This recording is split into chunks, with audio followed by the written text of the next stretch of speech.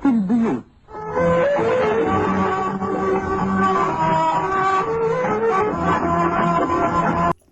السلام عليكم ورحمة الله وبركاته على اخواتي واصحابي وحبايبي. انتوا عاملين ايه؟ اخباركم ايه؟ ربنا يصلح حالكم ويروق بالكم ويخلي اولادكم ويهديهم، يا رب يهديهم ويهدي مننا كل عاصي. اللهم امين يا رب العالمين. اللهم صل وسلم عليك يا حبيبي يا رسول الله. حبايبي النهارده جايه اكلمكم عن حاجه اكيد انتوا كلكم ملاحظينها. اكيد ملاحظين ان الدنيا مبادئها اتغيرت واحوالها اتغيرت وسلوكنا اتغيرت والعصبيه زادت قوي حتى في اطفالنا واولادنا. واكيد ملاحظين ان بقت مشاكل الاخوات والام مع الاب مع الاسره كلها بقى يفضلوا يعكسوا بقى يقلبوا كده، ده مع ده، ده مع ده، مع ده مع ده. في وسط دولت اتعلمنا حاجات مش كويسه، وتعلمنا ان احنا نعامل البني ادم اللي قدامنا الاسيه بالاسيه. وتعلمنا كمان ان انتي تفضلي محبطه من اللي حواليكي فتتعبي فنفسيتك تبقى متدمره. انا عايزه جايلك النهارده عشان خايفه عليكي من نفسي.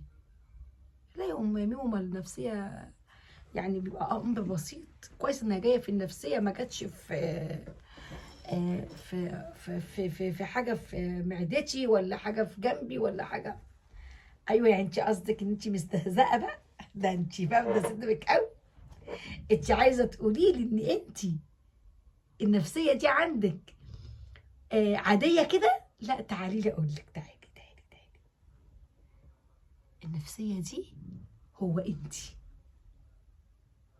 هو الخزان بتاعك اللي فيه القلب وفي المعده وفي القولون وفي الطحال وفي البنكرياس في كل حاجه، في دماغك مخ وضغط وكله كله كله. النفسيه دي ما تستهزئيش بالنفسيه، يعني ما توصليش لنفسك تعب نفسي وتقولي ما هو مجرد نفسيه. لا، لان انت لو عندك صداع لو اتعالجت منه او انا شفت عندي ايه فانا هتعالج منه وهوصل لنتيجه، عشان ده صداع، فهيكون نظر انف واذن جيوب انفيه معرفش ايه وكده، فانا هعرف له الطريق اللي همشي فيه.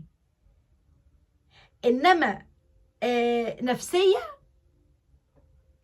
هنا بقى اللي مش هعرف يعني مش هيفضل الدكاتره توديني كده وكده وكده وكده وايه اللي مضايقني وده بيخاطبني، وممكن نفسيه بقى تيجي بقى انت بقى ايه تفضلي تتشككي، مرض الشك.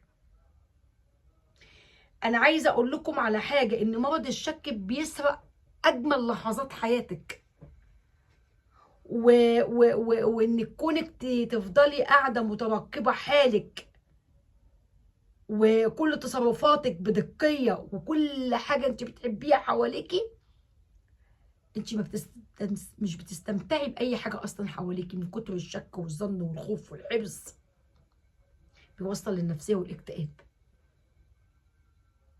فانا مش عايزه اعيش في الدنيا كده، انا عايزه اعيش في الدنيا اضيع والبس، فلوس راحت مني قدر الله ما شاء فعل، فلوس راحت مني قدر الله ما شاء فعل. لابسه فستان عليا عبايه وماشيه في الشارع واتنتشت مني العبايه بمسمار، انا ما قصدتش ان انا ما اهملتش فيها، بس انا ما شفتش المسمار ولا نازله فاتقطعت العبايه بتاعتي. قدر الله ما شاء فعل. هي ممكن كانت ربنا منزل الابتلاء جامد قوي عليا، راح مبوظ لي عبايه مثلا سيان جايباها ب2000 جنيه فاتنتشت. كان ممكن نصيبه اكبر من كده تاخد مني الافات مؤلفه ومعرفش اعالجها.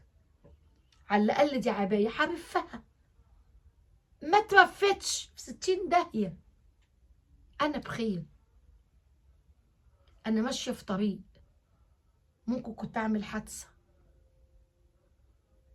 ممكن بعدي النفق بعدي حاجه، ممكن بجري اتكعبلت وعربيه جت، يبقى نقوله ايه؟ قدر الله ما شاء فعل.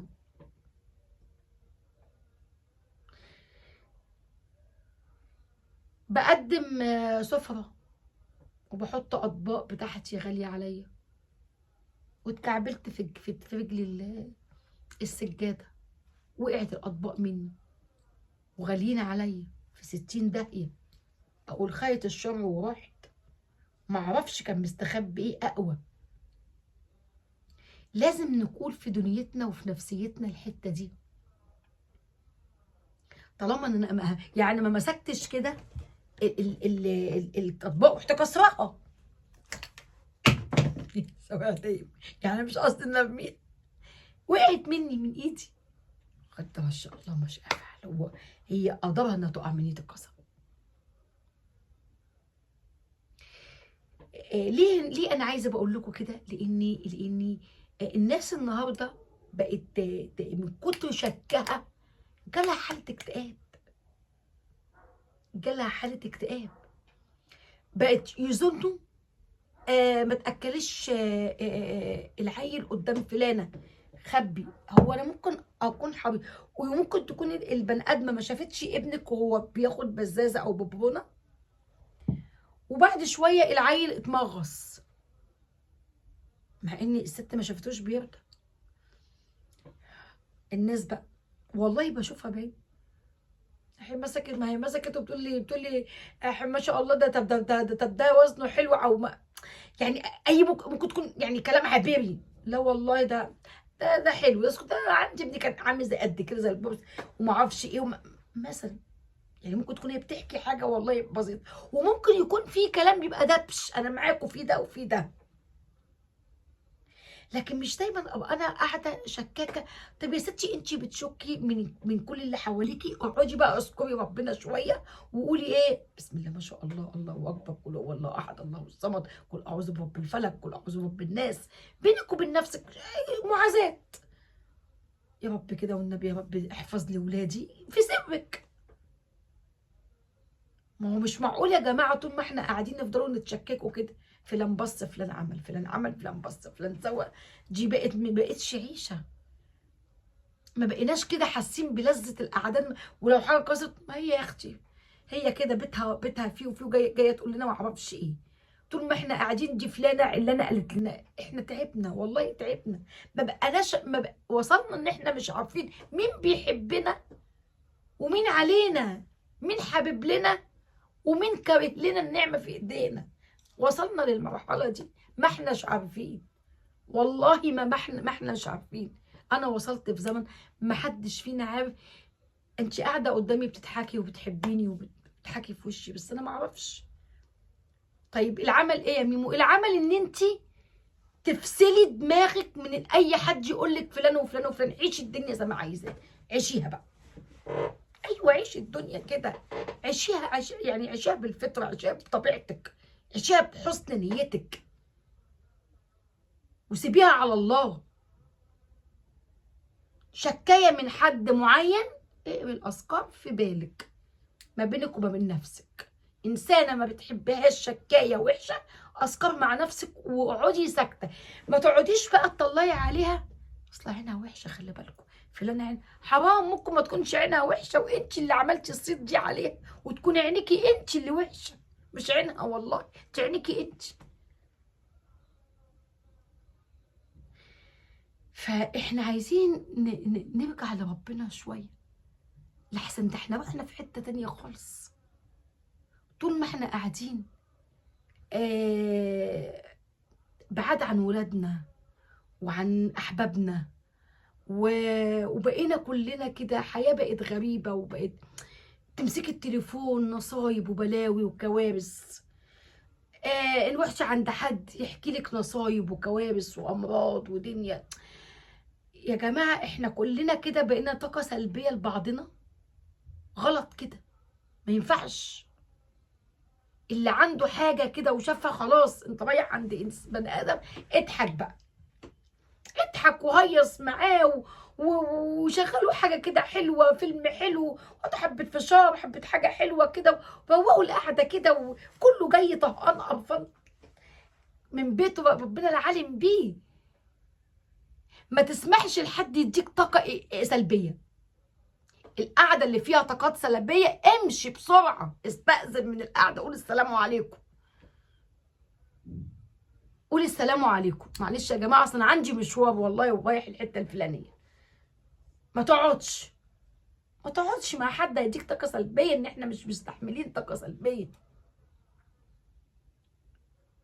أنا عايزاك تقعد مع حد أو تقعدي مع واحدة تديكي باور. واحدة شقتها جميلة نضيفة شمعة منورة، روحي لها. عارفة اللي تروحي لها هتغيري من نظافتها، مش هتغيري بقى من الدولاب بتاعها ده حلو، المفرش ده حلو، لا، غيري من نظافة نظافة نظافة. الله ما شاء الله، نظافة حلوة وريحة بيتها حلو، ده أنا هقوم بكرة أمسك بيتي ده هاكله. دي غيبة حلوة، اللي إن أنت استمتعتي بالنظافة، استمتعتي ببيتها الجميل اللي ريحته حلوة، استمتعتي. فانت هتروحي، مش معنى بقى اما تيجي واحده تقول لي، اما تيجي واحده اقول لها مثلا صدقي والله مشيت من عندك امبارح وجاني كده باور، خدت الشقه قلت انضفها والله حسيت. بصي بقى، ده في ناس يعني ستار يا رب راحت تعمل زيي وتنضف بيتها. طب ليه ما تقوليش ان انت فتحتي نفسها؟ طب ليه ما تقوليش ان هي يعني استشعرت براحه نفسيه، فحبت ان هي تعمل زيك وتروق بيتها وتخلي زي القشط عشان تستمتع؟ ليه ما تفرحيش بنفسك ان انت قدرتي تدي لانسانه باور وطاقه حلوه، ان هي تستعد بحاجات حلوه؟ ليه تيجي واحده يعني مشيت فتقول لها في التليفون انا بقى صراحه والله امبارح انا مشيت من عندك فنظفت البيت كده، لان انا حسيت كده اني دخلت كده لقيت بيتي، لا انا عايزه احس القعده اللي كنت قاعداها عندك امبارح. تقول اتصرمت بقى مني بقى ومن بيتي بقى واتصرمت مني. ليه ما تقوليش اتصرمت؟ ما تقوليش ليه ان انت اديتيها طاقه ايجابيه؟ ليه ما تقوليش ليه ان انت فرحانه ان انت اسعدتي واحده وراحت منظفه بيتها وعملت وخلت وسوت؟ هي ما اخدتش يعني ما غيرتش عفش جيب زي عفشك ولا اسطوره زي اسطورتك، ولا هي نظفت البيت عشان تحس ان هي جت عندك راحت واخده طاقه ايجابيه. فالطاقه الايجابيه دي لما يعني خدتها من عندي نشاط فصلت، دي حاجه كويسه. مش بقى حته صرام بقى وتصامت. وبقول لكم النهارده الناس كل المبادئ اختلفت والصيغات كلها اختلفت.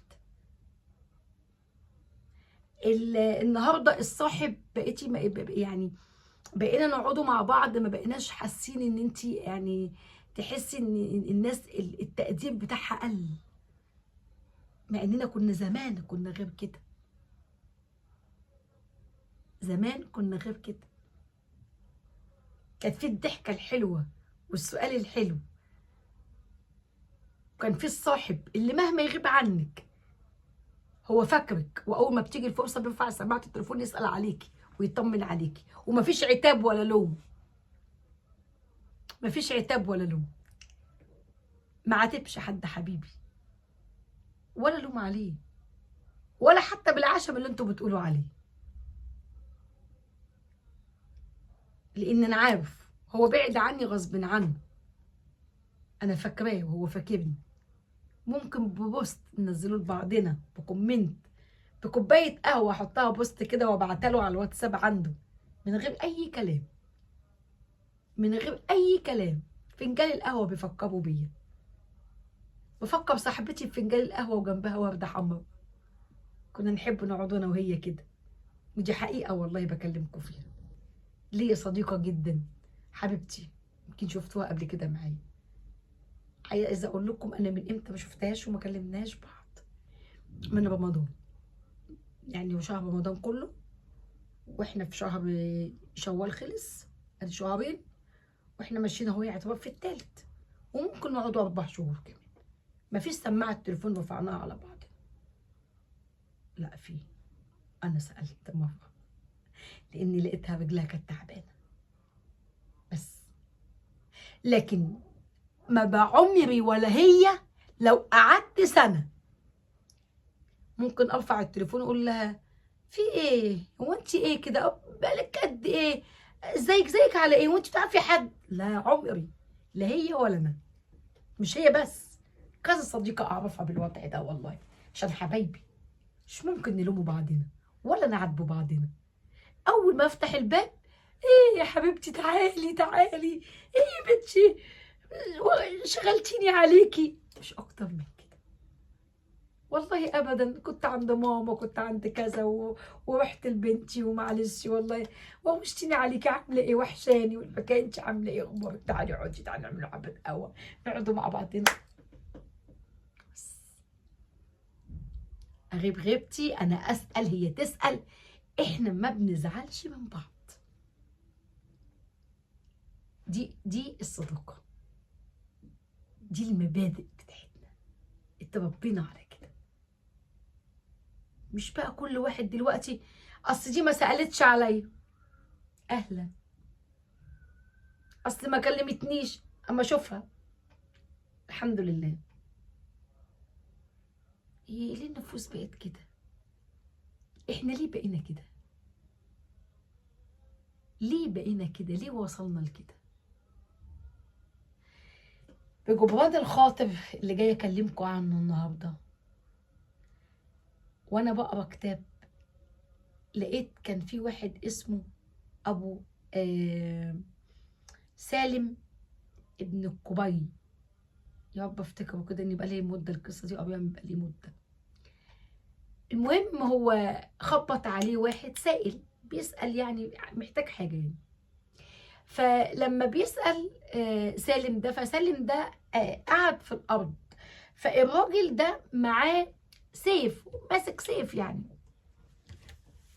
فبيطلب من سالم دوت، فسالم ده قاعد في الارض، فالسيف بتاعه جه على ايد سالم. حلو، الراجل اللي بيتكلم معاه، فهو بيتكلم معاه وسند السيف على ايه، على صوابعه، هو مش واخد باله، هو التاني قاعد في الارض.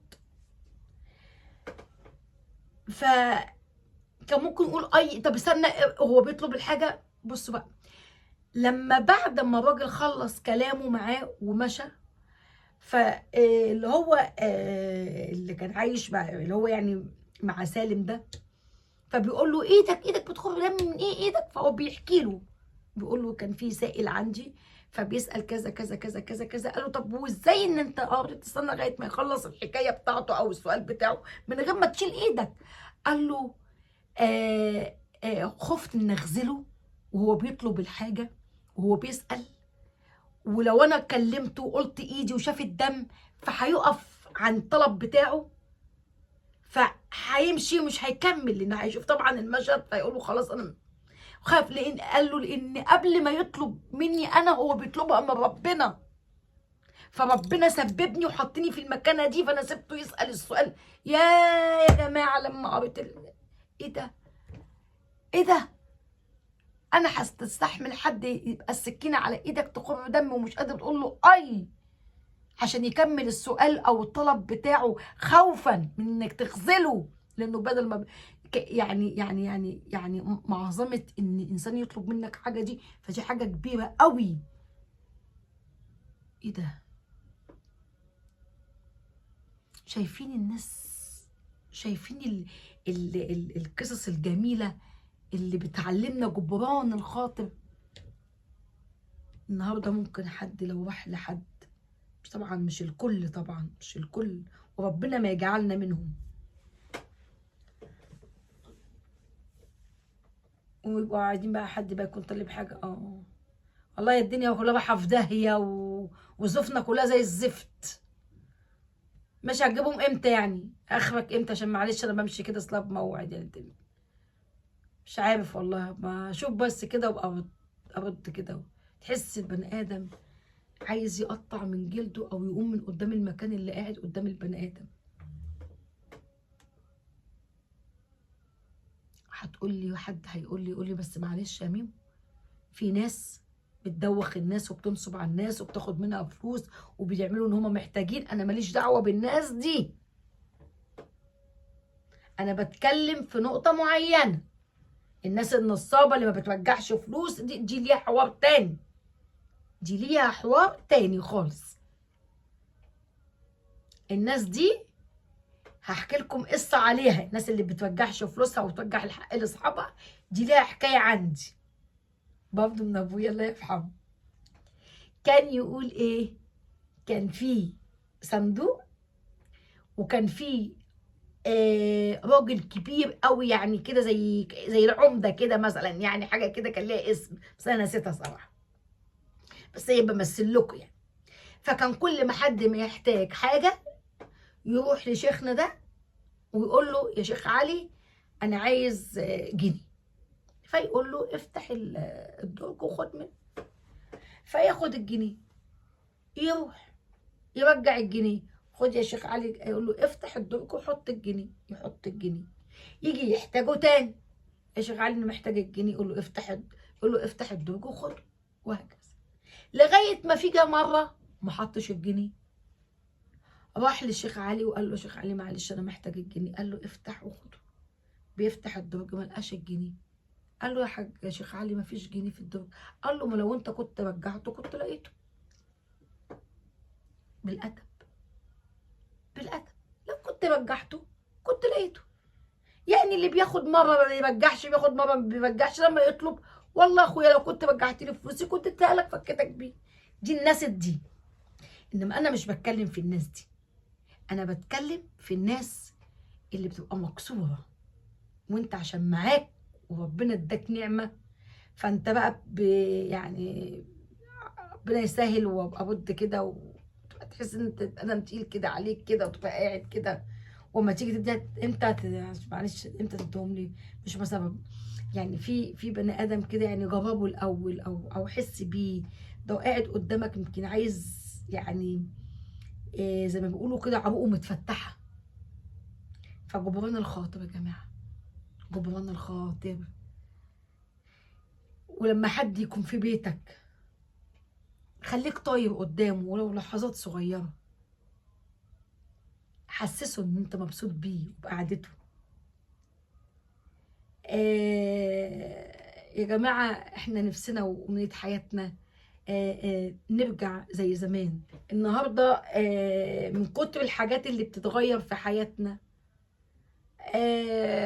تبصي تلاقي الواحده انا اتطلقت مع جوزي، يتكتبوا لها كومنتات وليه اتطلقتي وليه عملتي وليه سويتي وليه خليتي، وانت شغلك البلوجر دي حامل، وانت شغلك البلوجر دي مش عارفه ايه، وانت شغلك قناه فلان اتخانقت مع فلان بقى والله العظيم. انت امسكي التليفون اتفرجي على حاجه تفيدك، اتفرجي على حاجه تفيدك. بلاش ان احنا طول ما احنا قاعدين نسمعوا قنوات ما شاء الله الفيديو بيتجاب 2 مليون على ايه؟ على اخ شتم اخ، شتمت مرات اخوها، مرات اخوها شتمت حماتها بتطلع لهم الملايه السوداء. ايه ده؟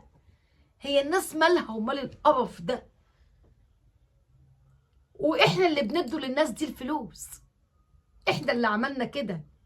بمجرد ان انت تفتحي وتتفرجي على الفيديو بتاعها وتقولي لفلانه افتحي قناه فلان دول بيجي متخانقه مع حماتها حب بهدلاها، وانتي افتحي قناه بقى حماتها وافتحي قناه حماها وافتحي قناه اخوها، قاعدين تعملوا مشاهدات مشاهدات مشاهدات. هم ما شاء الله 500,000 قناه بيقبضوا من كل قناه قد كده فلوس، ماشي على قفاكي وقفا غيرك وقفا ده. ويسيبك بقى من حكايه فلوس على قفاكي وقفا غيرك، لا. بننشأ ايه؟ ايه اللي عيالك بتتعلموا منهم؟ الرتح، والاخ بيقف لاخوه، والام تدعي على ابنها، والابن بيخاصم امه. ايه اللي احنا ايه المحتوى؟ انت طالع حاطط الكاميرا قدامك بتتكلم في ايه؟ انا مالي باللي حامل واللي مش حامل، واللي ولدت واللي ما ولدتش، واللي سقطت واللي ما سقطتش. ايه مال الناس بده؟ مال الناس ان كل شويه واحد دلوقتي تبقى حامل تطلع شريط الحمل وتعمل الحمل وتعمل لهم كده؟ ايوه مال الناس بده؟ هي الناس عايزه دليل ان انت ان انت حامل. يا ستي ما انت حامل، ما تقولي انت حامل ربنا يكرمك، ما اكيد انت هيبان في فيديوهاتك ان انت حامل.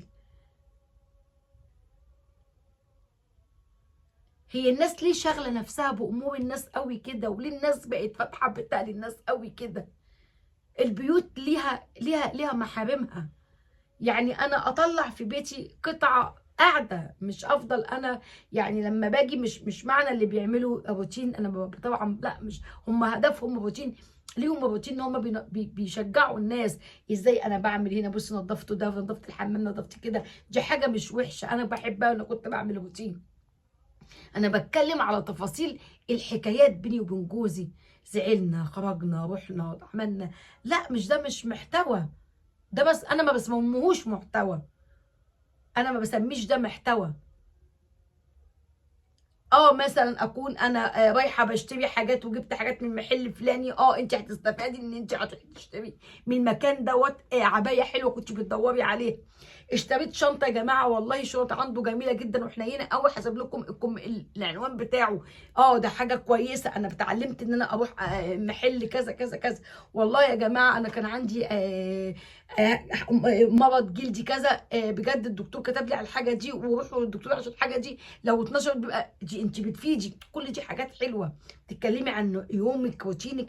انما انا ما افضلش طول ما انا قاعده اتفسح انا وجوزي، رايحه انا وسلفتي، انا وعلتي، انا وملتي، طول ما احنا قاعدين نلبسه ونهزره وناكل ونروح مطاعم. ايه المحتوى في كده؟ انتوا بتستفزوا الناس، انتوا بتستفزوا الناس. وكل ساعه ملايين، على الملايين دي بتتفرج يعني معلش، يعني انت كسبت ايه كمحتوى؟ ولا حاجه. فاحنا اللي عملنا كده، والناس المحترمه كتيره وفيديوهاتها المحترمه كتيره، والناس اللي بتعمل فيديوهات تستحق ان هي يتفرج عليها ويتعمل لها لايكات ومشاهدات. منسيه، هي تايهه، ما حدش بيشوفها لانهم هم غطوا غطوا غطوا غطوا، فبقتش مش شافه. فالواحد الله المستعان من الوضع اللي بقينا فيه، من الوضع اللي احنا بقينا فيه، الفاظ وشتايم ومعايره. ايه القدوه اللي انتوا بتعملوها ده؟ ايه ده؟ وبعدين بقى في ناس بتقلد، يقول لك انا بقلد فلان الفلاني، وبنت تقول لك انا بعمل زي فلان الفلاني، وتبقى تلاقي واحده يعني عيشتها كانت قد كده، كبرت مع خطيبها واتجوزت، وبعد ما اتجوزت تطلق من ده، وده يتجوز واحده وهو يتجوز واحده، والاتنين يعني معاهم دي بنت وعيالهم. انتوا بتعلموا الناس ايه بس؟ بتعلموا الناس ايه؟ اسكتوا انتوا عاشتكم ورحتوا في فيلا واتجوزتوا في احلى مستوى، وريتوا الناس انتوا بدأتوا ازاي ووصلتوا ازاي. وبعد ما وصلتوا لكل ده تتجوز واحد والبني ادم اللي كبر وكبروا بيهم محروم من بنته. ايه الصعب ده؟ اكيد طبعا في حاجات داخليه، لكن هم عارضين حياتهم كلها كلها كلها كلها. تحسي بقيتي كل واحد قاعد، والله العظيم انا بقعد في قاعده لا بص الاقي والله انا ما اعرفه. طب تصدقوا يمين يعني يحاسبني عليه ربنا والله كده، ان انا الناس دي اللي بحكي لكم حتى عليها انا سمعتها كسمع، ويمكن ظهرت قدامي كده بالممر كده مره كده، عشان حد يقول لي بصي هم دولت، عشان بس اشوفهم بالعين شكلهم ايه مره. انا والله ما فتحت ولا بفتح فيديوهات حد، ولا من طبيعتي، ما اعرفش انا كده يعني. انا بعمل الفيديو او بنزله، وممكن افتح اليوتيوب اشوف الفيديو بتاعي واشوف التعليقات اللي جت عليه. اقرب الناس الي او الناس اللي حتى اصدقائي ما بفتحش فيديوهاتها ولا بشوف فيديوهاتهم، ولا بعرف هم وصلوا فين ولا راحوا فين. والله العظيم دي حاجه من عند ربنا، انا ما اعرفش ليه كده. ممكن افتح ابقى كده لحاجه انا بدور عليها، حاجه مثلا بكمل الفكره بتاعتي من شيخ، اشوف كلامي اللي انا قلته دوت هل انا قلته صح ولا انا غلط. طب وانا صح كده؟ القصه اللي قلتها دي، القصه دي ليها دلائل عشان ما اقولش كلمه اتحسب. بس ممكن افتش على نفسي في حاجه زي كده، مش اكتر ولا اقل. انما انا مش شاغلني اي حاجه، ولا بحب الفيسبوك والله. يعني ما يحبوش. ما احبش بقى افضل ابص الناس المعلقه وحاطه ده ماليش برضه في القصه دي. حتى لو انا لسه، انا والله لسه يمكن عايزه اخد رايكم في الموضوع ده، انا لسه بفكر فيه. ان انا انزل فيديوهاتي على الفيسبوك او على التيك توك. انا عندي طبعا صفحه على التيك توك وكده، ولكن انا ما بستغلوش صراحه في حاجه، بس حابه ان انا انشر عليه المحتوى بتاعي. فلسه انا بفكر. فيا ريت تكتبوا لي في الكومنتات تقولوا لي اعمل كده ولا لا. طبعا احنا عايزين، طبعا احنا كلنا يعني في ناس بادئه لسه حياتها، متجوزه جديد مع اولادها. يا ريت يا ريت يا ريت يا ريت ما تحاوليش تدي تليفونك لطفلك، بالله عليكي. حاولي ان انت ترجعي لزمان وتجيبي لعب، افتحي كرتون التلفزيون. ما تحاوليش ان انت يعني، لان دلوقتي احنا وولادي عملوا كده عشان العيل ياكل ياخد التليفون في ايده، العيل بيعيط ياخد التليفون بايده. انت كده يعني عارفين انتوا، دي حاجه ملهاش فتره معينه للفطام. يعني العيل لما بياخد صدر امه فبيجي وقت عليه سنه تفضلي تفطميه وتتعذبي بتقديرك بتاع حوالي 4 5 ايام لغايه العيل ما ينساه، صح؟ وبيعيط وبيزن وبيبهدل الدنيا ومن كتف ده لكتف ده نفس الحكايه. فانتوا بدل ما توصلوا بقى ما يوصلش في حاجه اسمها فطام، بيبقى كبر بيبقى فهم، لا، افطمي العيل من صغره. يعني ايه؟ ما تعودوش على التليفون خالص. يعيط يعيط، يزن يزن، شخطه والتانيه غصب عنه هيتعود. الناس اللي معاها اولادها كبار ومعاها تليفونات، التليفونات ليها وقت وتعرفي هو بيتفرج على ايه. عيلك العصبي ده اللي بتشتكي منه عصبي من التليفون، بنتك اللي بدأت تتنرفز بالتليفون، انت عصبية بسبب التليفون. اجعلي وقت مناسب اتفرجي عليه. وانا عايزاكي انسانة تكوني حكيمة وتكوني بني ادمة بتفكري في كل اللي حواليكي بنسب. يعني كل واحدة اديله النسبة اللي على قده. ما تديش حد يعني ما يستاهلش تديله ال10، ماشي، تقومي مديله 20، ده هو ما يستاهلش ال10 تديله 20. امشي كده بنسب. اللي يستاهل 3 اديله، اللي يستاهل 5 اديله، اللي يستاهل 8 اديله، اللي يستاهل 2 اديله. نسب. عيشي بالنسب هترتاحي، عشان هتغيري حياتك باللي انا بقوله لك ده. انتبهي لنفسك، عيدي تفكيرك، ربي جواكي حب لنفسك. حبي نفسك واهتمي بنفسك، اهتمي بشكلك، اهتمي بضحكتك، عشان وشك ياخد على ضحكتك. بقاله كتير ما شافش ضحكتك، بقاله كتير بيشوف دموعك. عينيكي بدأت تقل ونظرك قل كتير من كتر العياط. بتعيطي بالليل كتير، بطلي تعيطي بالليل كتير. اول ما تجيلك كده الصعبانيات بتاعتنا، بسرعه امسكي السبحه وارفعي راسك كده للسما وقولي يا رب خليك معايا. يا رب انا ماليش غيرك. يا رب توكلي واعتمدي عليك. يا رب، يا رب انت الحنين. يا رب انت الكريم. يا رب انت اللطيف بيا وبحالي. يا رب محتاجك تكون واقف جنبي. يا رب انا ماليش غيرك. يا رب حبيبي وونيسي اللي كان جنبي هو عندك، هو عندك. يا رب اللي كان بيطبطب عليا واللي كان بيأنسني واللي كان بيتكلم معايا ويقول لي ما تخافيش من حد وما تخافيش من اي حاجة. الكلمة الحلوة الطيبة. الحمد لله عند ربنا في حتة حلوة، في حتة جميلة، احلى من دنيتنا اللي احنا عايشين فيها. ولكن احنا لسه عايشين، بنتنفس وبناكل وبنشرب. نهتم بنفسنا عشان ولادنا غاليين علينا، لازم يشوفونا بنضحك في وشهم.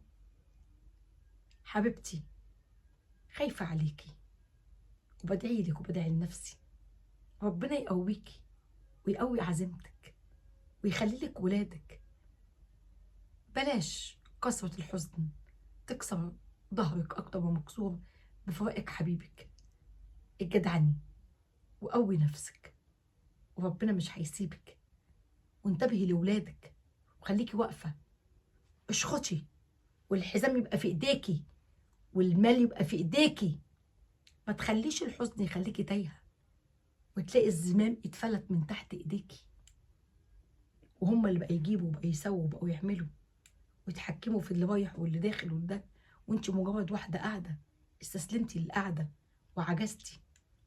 مش عايزاكي تكوني كده، مش عايزة يبقى الدنيا ضاعت كلها وتقولي انا اتكسرت والدنيا اتهدمت. لا، احنا عايشين بنلصم اللي اتكسر. سيبك من حته فراق جوزك لوحدك في قلبك، دي حاجه تانية، دي حاجه كلنا احنا حاسين بيها، حاسين بالكسر، حاسينها.